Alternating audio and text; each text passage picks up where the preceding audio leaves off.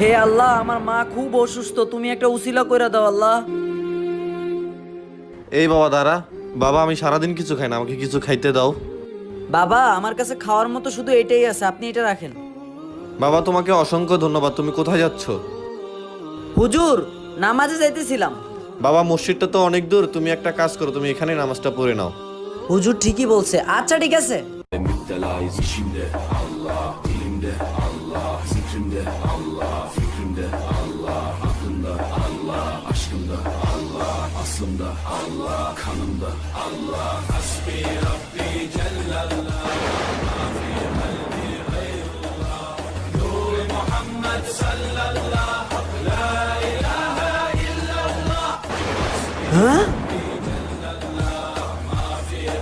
হে আল্লাহ, তোমার কাছে হাজারো শুকরিয়া। ভিডিওটি ভালো লাগলে সাবস্ক্রাইব করবেন।